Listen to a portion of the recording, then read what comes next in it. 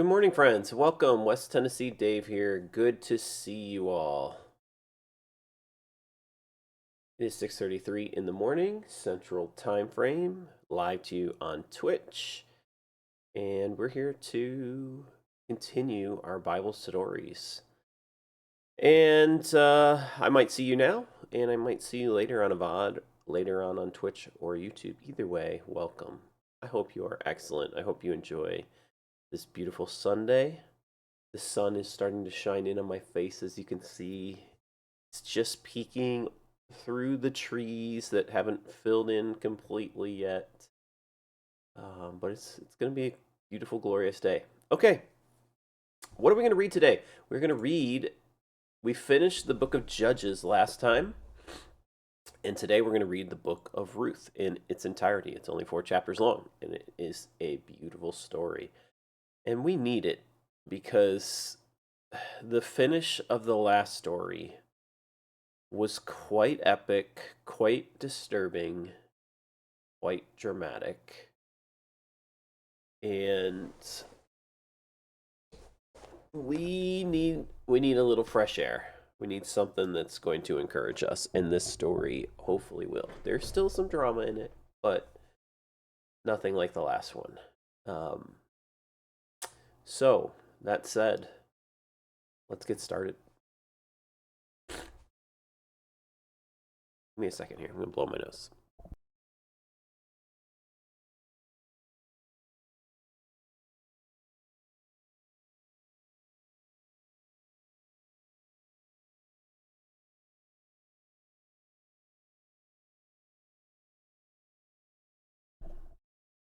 All right, me and the allergies. All right, let's go. In the days when the judges ruled in Israel, a severe famine came upon the land. So a man from Bethlehem in Judah left his home and went to live in the country of Moab, taking his wife and 2 sons with him. The man's name was Elimelech, and his wife was Naomi. Their 2 sons were Mahlon and Chilion. They were Ephrathites from Bethlehem in the land of Judah. When they reached Moab, they settled there. Then Elimelech died, and Naomi was left with her 2 sons. The 2 sons married Moabite women. One married a woman named Orpah, and the other a woman named Ruth. But about 10 years later, both Mahlon and Chilion died. This left Naomi alone without her 2 sons or her husband. Then Naomi heard in Moab that the Lord had blessed his people in Judah by giving them good crops again. So Naomi and her daughters-in-law got ready to leave Moab to return to her homeland. With her 2 daughters-in-law, she set out from the place where she had been living, and they took the road that would lead them back to Judah. But on the way, Naomi said to her daughters-in-law, "Go back to your mother's homes, and may the Lord reward you for your kindness to your husbands and to me. May the Lord bless you with the security of another marriage." Then she kissed them goodbye, and they all broke down and wept. "No," they said, "we want to go with you to your people." But Naomi replied, "Why should you go on with me? Can I still give birth to other sons who could grow up to be your husbands? No, my daughters, return to your parents' home, for I am too old to marry again. And even if it were possible, and even if it were possible, and I would get married tonight and bear sons, then what? Would you wait for them to grow up and refuse to marry someone else? No, of course not, my daughters. Things are far more bitter for me than for you, because the Lord himself has raised his fist against me." And again they wept together, and Orpah kissed her mother-in-law goodbye. But Ruth clung tightly to Naomi. "Look," Naomi said to her, "your sister-in-law has gone back to her people and to her gods. You should do the same." But Ruth replied, "Don't ask me to leave you and turn back. Wherever you go, I will go. Wherever you live, I will live. Your people will be my people, and your God will be my God. Wherever you die, I will die, and there I will be buried. May the Lord punish me severely if I allow anything but death to separate us." When Naomi saw that Ruth was determined to go with her, she said nothing more. So the 2 of them continued on their journey. When they came to Bethlehem, the entire town was excited by their arrival. Is it really Naomi? The women asked. Don't call me Naomi, she responded. Instead, call me Mara, for the Almighty has made my life very bitter for me. I went away full, but the Lord has brought me home empty. Why call me Naomi when the Lord has caused me to suffer, and the Almighty has sent such tragedy upon me? So Naomi returned from Moab, accompanied by her daughter-in-law Ruth, the young Moabite woman. They arrived in Bethlehem in late spring at the beginning of the barley harvest. Now, there was a wealthy man and influential man in Bethlehem named Boaz, who was a relative of Naomi's husband Elimelech. One day, Ruth the Moabite said to Naomi, "Let me go out into the harvest fields to pick up the stalks of grain left behind by anyone who is kind enough to let me do it." Naomi replied, "All right, my daughter, go ahead." So Ruth went out to gather grain behind the harvesters. And as it happened, she found herself working in a field that belonged to Boaz, the relative of her father-in-law Elimelech. While she was there, Boaz arrived from Bethlehem and greeted the harvesters. "The Lord be with you," he said. "The Lord bless you," the harvesters replied. Then Boaz asked his foreman, "Who is that young woman over there? Who does she belong to?" And the foreman replied, "She is the young woman from Moab who came back with Naomi. She asked me this morning if she could gather behind the harvesters. She has been hard at work ever since, except for a few minutes' rest in the shelter." Boaz went over and said to Ruth, "Listen, my daughter, stay right here with us when you gather grain. Don't go to any other fields. Stay right behind the young women working in my field. See which part of the field they are harvesting, and then follow them. I have warned the young men not to treat you roughly, and when you are thirsty, help yourself to the water they have drawn from the well." Ruth fell at his feet and thanked him warmly. "What have I done to deserve such kindness?" she asked. "I am only a foreigner." "Yes, I know," replied Boaz, "but I also know about everything you have done for your mother-in-law since the death of your husband. I have heard how you left your father and mother and your own land to live here among complete strangers. May the Lord, the God of Israel, under whose wings you have come to take refuge, reward you fully for what you have done." "I hope I continue to please you, sir," she replied. "You have comforted me by speaking so kindly to me, even though I am not one of your workers." At mealtime, Boaz called to her, "Come over here and help yourself to some food. You can dip your bread in the sour wine." So she sat with his harvesters, and Boaz gave her some roasted grain to eat. She ate all she wanted, and she still had some left over. When Ruth went back to work again, Boaz ordered his young men, "Let her gather grain right among the sheaves without stopping her, and pull out some heads of barley from the bundles and drop them on purpose for her. Let her pick them up, and don't give her a hard time." So Ruth gathered barley there all day, and when she beat out the grain that evening, it filled an entire basket. She carried it back into town and showed it to her mother-in-law. Ruth also gave her roasted grain that was left over from her meal. "Where did you gather all this grain today?" Naomi asked. "Where did you work? May the Lord bless the one who helped you." So Ruth told her mother-in-law about the man in whose field she had worked. She said, "The man I worked with today is named Boaz." "May the Lord bless him," Naomi told her daughter-in-law. "He is showing his kindness to us, and as well as to your dead husband. That man is one of our closest relatives, one of our family redeemers." Then Ruth said, "What's more, Boaz even told me to come back and stay with his harvesters until the entire harvest is complete." "Good," Naomi exclaimed. "Do as he said, my daughter. Stay with his young women right through the whole harvest. You might be harassed in other fields, but you'll be safe with him." So Ruth worked alongside the women in Boaz's fields and gathered grain with them until the end of the barley harvest. Then she continued working with them through the wheat harvest in early summer, and all the while she lived with her mother-in-law. One day Naomi said to Ruth, "My daughter, it's time that I found a permanent home for you, so that you will be provided for. Boaz is a close relative of ours, and he's been very kind by letting you gather grain with his young women. Tonight he will be winnowing barley at the threshing floor. Now do as I tell you. Take a bath, and put on perfume, and dress in your nicest clothes. Then go to the threshing floor. But don't let Boaz see you until he has finished eating and drinking. Be sure to notice where he lies down.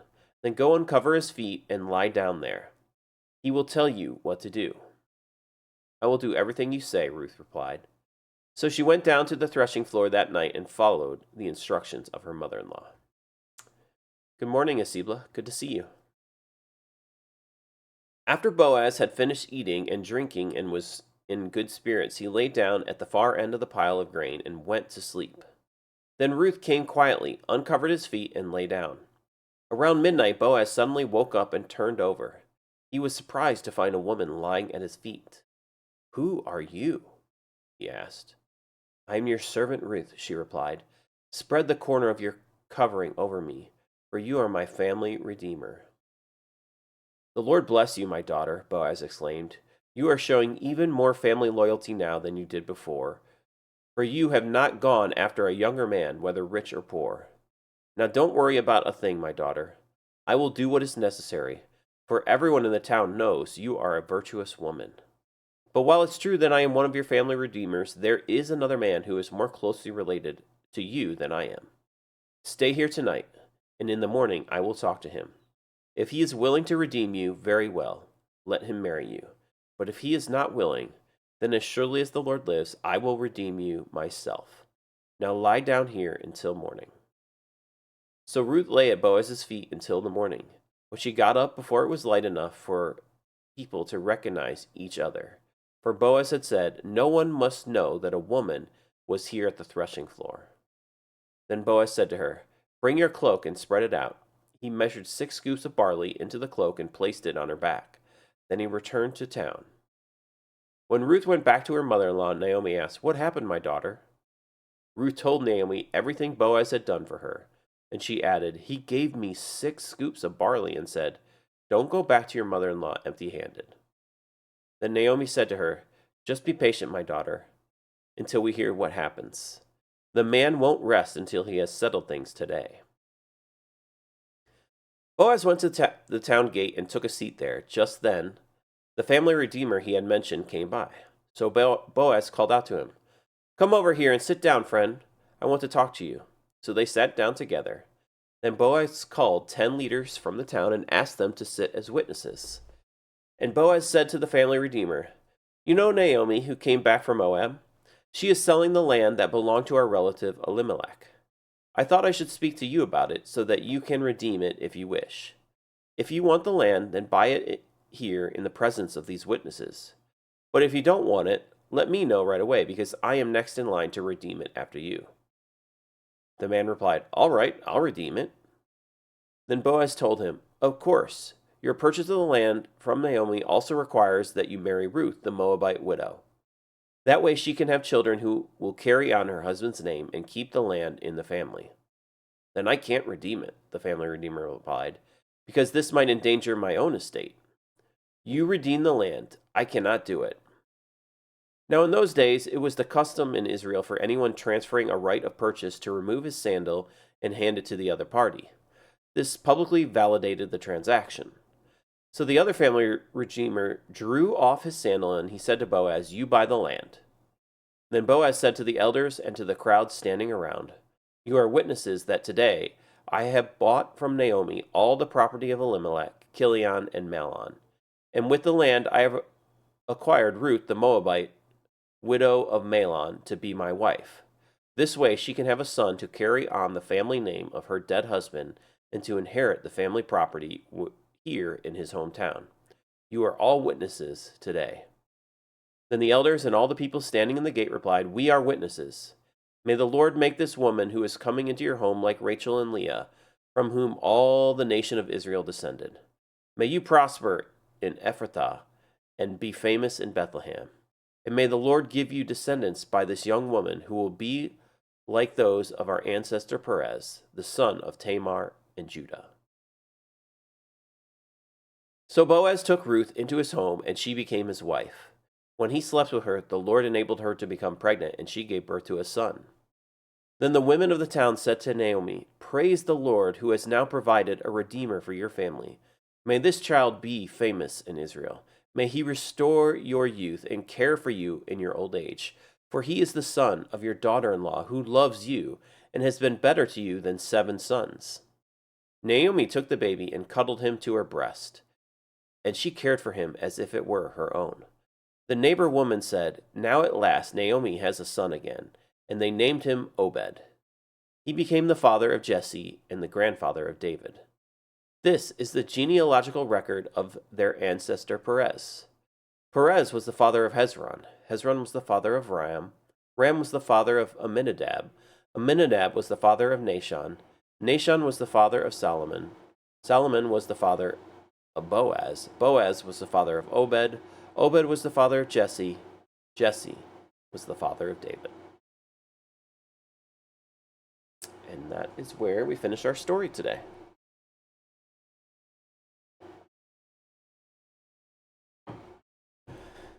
Okay, so this is a much needed respite from the storylines that we've had before. It still starts off with drama and kind of a negative tone where there's a famine in the land. This family moves away. They go to the country of Moab, probably because they heard that there's grain there, there's stuff to do there, or whatever else. But while they're there, the patriarch, the father, dies.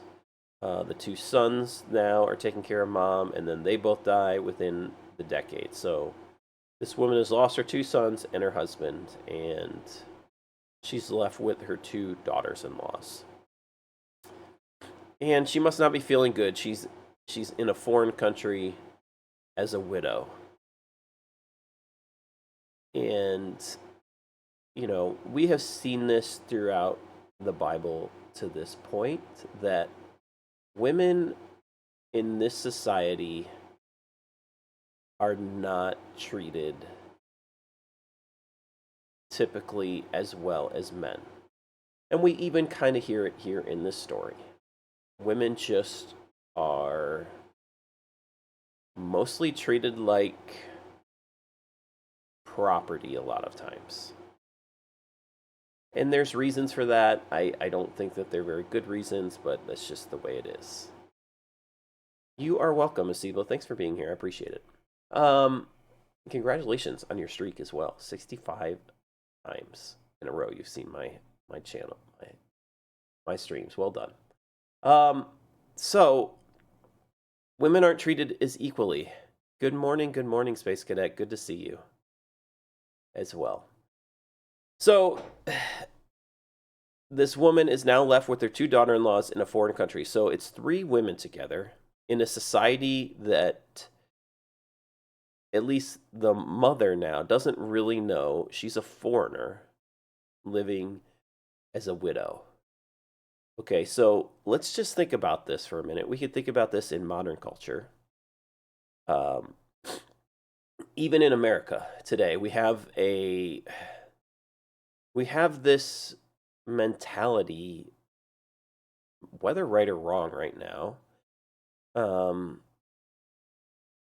We have kind of a polarized version of foreigners in this country. Some people like the foreigners. They think it adds to the character of America, given that all of us were foreigners to begin with. Well, not all of us, but the majority of us are foreigners that reside in this country. But we also have a faction of the country that thinks the foreigners are dangerous and taking away from the natives in the land. And so now you're left with 3 women in a society that's dominated by men, left to fend for themselves. And this is not a recipe for success. And so the woman's like, all right, I've heard that the place that we left, which was our hometown in Israel, has food again. They've had crops. So I'm going to go back there, because there's at least some precedent in my home country of the people of God that they're supposed to take care of widows and orphans.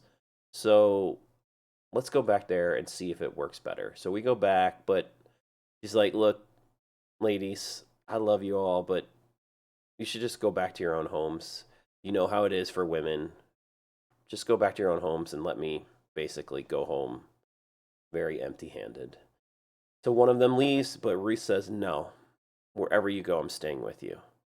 I committed myself to you, to your gods, to your people. Wherever you go, I'm committing myself. It's like a marriage between you and me, even though we're not getting married. I I'm not going back to the old way. I'm staying with you.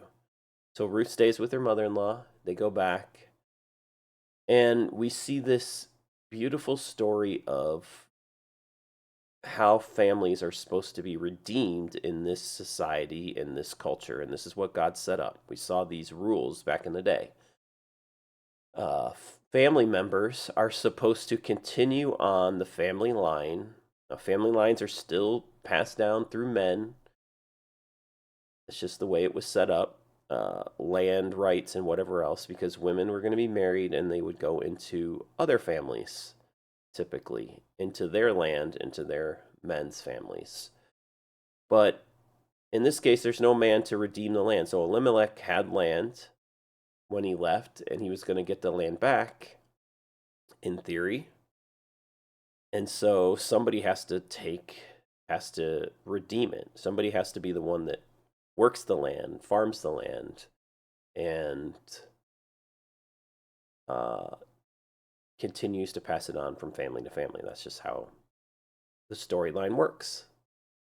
And so we hear this story of this woman Ruth. So she's a younger woman going back and working in the field, and Boaz is the second redeemer to the family, and he just takes pity and empathy and love on this woman and says she is very honorable. He sees that this woman's very honorable.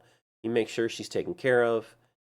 He does everything he needs to, and then Naomi basically plays matchmaker, tells Ruth what to do, and she goes through and kind of in a little bit of a scandalous way, but in a very heartfelt way, just says, "Go in there, go in where this man is. This would be against all the rules, but go there, uncover his feet, sit at his feet, and wait for him to tell you what to do." And Boaz says, "I'm going to do it. I'm going to redeem you, but somebody else has first right. I'm going to do what's right." So eventually, Boaz acquires the land, acquires Ruth, and carries on the family name. And this is a big deal because Boaz doesn't carry on his own name anymore. He carries on the name of somebody else. So it would be like, and we see this a lot in our society. Women in our society, not everyone anymore, but often still take the last name of the man that they marry. It's been a tradition. It passes on, and because when two people get married, they become one family, and they often, as has been done through the patriarchal line, take on the the male's last name. So in this case, in this day and age, which is super patriarchal family line still, this guy takes on a different last name. It would be like a man taking on a different last name that wasn't his, but his relatives. That's what he's doing. He's taking on a whole new name in order to do this and redeeming that family line. That is a beautiful story of redemption and sacrifice. Because like a name was everything to these people, and family lines were everything. And he's like, I'm splitting my family line in order to join this one for the redemption. And yes, some land comes with it and whatnot, but he could have just married some other person who would come into his family line. But in order for him to marry Ruth, he has to give up his own. And so both Ruth and Boaz are just being super honorable here, and they're honoring Naomi, Elimelech, their sons. So when you see somebody do something that is like beyond the norm of sacrifice, That is so beautiful. The selflessness, exactly. That is the heart of what God wants from us. Because the opposite side of selfishness is greed, money, getting whatever you want, is what we saw in the last story, which was just absolutely brutal and disgusting. And so we're seeing these back to back stories of the two different places. And it's like, how selfless are we?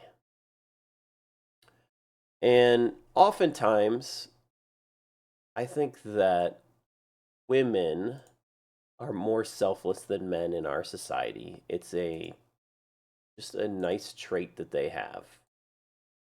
They just they can see beauty better. They just they just normally do it. I mean, they women give birth to children at some point, many of them, and it is a massive ordeal for them, right? The men, I mean, we don't do much in the process. Okay, it's kind of a nice journey for us to get a woman pregnant. Okay, but the woman has to do a lot of work through that process, and they learn selflessness. They learn what it means to be a mother and taking care of somebody else, putting somebody above themselves a lot of times. And men don't often do that. So we see this though with both Ruth. I mean, she's going beyond even that. It's not just for her own family line. She's taking on a whole new culture. And then we see Boaz just saying, "You know what? I'll take somebody else's name to restore and redeem. I'm going to do." And this was set up. They were supposed to do this. Somebody was supposed to do this. Now, it was oftentimes that somebody, like the first guy was like, "Yeah, I'll do it." But then he was like, "Oh, I got to marry somebody else." And he's like, "Then I'm going to lose my last name. I'm going to lose my rights and my inheritance. I don't want to do that, right?" So he's back to like somewhat of a selfish nature, like, but Boaz is like, "I'll do it. I'm going to redeem." And to put somebody ahead of yourself, that is so beautiful. So let's look at the mirror and think about ourselves and say, is most of my actions in life about self? And most are gonna be. Let's just be honest. Most are gonna be. Like, if you don't have a family, I mean, everyone has a family, whether you have your own from your own lineage or not, versus like you have younger ones, I'm saying, than you. But everyone has parents, maybe adopted parents, at some point, maybe brothers and sisters, grandparents, whatever. Like you have a family line, maybe you don't have children yet, but are you just thinking of self in your daily actions? Or are you thinking of more than that? And are you thinking longer term, like things that are beneficial not just for your own family line, but somebody else's? Are you are you trying to help others in the journey? Because and it requires sacrifice sometimes. And in this story, it requires a man to sacrifice just about everything that was deemed important to them in this time. And so that is a beautiful picture of redemption. And you can help somebody in the story of redemption in their life, whatever that may be. Okay, and it's not going to be easy, and some people are going to sneer and snicker at you, because we don't have a society that looks like this, where redemption was built into the fabric of their culture. I mean, we heard just little snippets of it in the story. Boaz said to Ruth, "Don't go in anyone else's fields, you might get harassed." And he said to his workers, "Don't harass her." Like he knows that this kind of behavior happens even in his own country where it's supposed to not happen. He sees he needs to help and protect this woman, and he's doing that. Okay, so harassment was generally the case to women, okay? And to people that just didn't have protectors that would come and fight or whatever else. Harvesters might have just been paid laborers, whatever else. They might not have understood all the culture. Good morning, Wemo. Hi, welcome. Yeah. So, what I'm trying to say is look out for others. Be about some self-sacrifice from times to help others. Because we just see the beautifulness of a story like this, and it's the beautifulness that we see in life of mothers all over the world, mothers who care for others, but just like in their own family. But you might be just a woman that could help another mom, because man, motherhood is hard. It is one of the hardest things. It is a big sacrifice. But we just see how much power sacrifice can do. Ruth shows an amazing level of commitment and sacrifice. And then we see some men also step up to do it.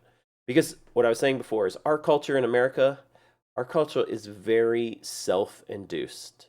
We are all about self, we're all about individualism.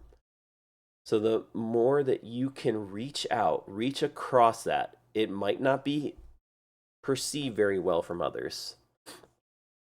But the more that you can say, "Hey, I have a part to play in making this world less about just total individualism and more about a community and helping others and seeing redemption happen," then you're following in a good example, just like this story here. So let's think about that as we go forth. A good story to encourage us, to help us in that journey, and to look at the two mirrors: the self life, self protection, doing whatever we want. We saw that story on Thursday or Friday. It was awful. And we see this life here about sacrifice being such a redemption. So we need it. We needed a beautiful story after Friday's story, because Friday's story was miserable. It was miserable. Moms are amazing. Women are truly amazing. They have just an innate, beautiful gifting from God to understand sacrifice better. And but we see it's possible. We see it's possible for men to do it. Anyways, thank you for being here. I hope you guys enjoyed this story. It's a much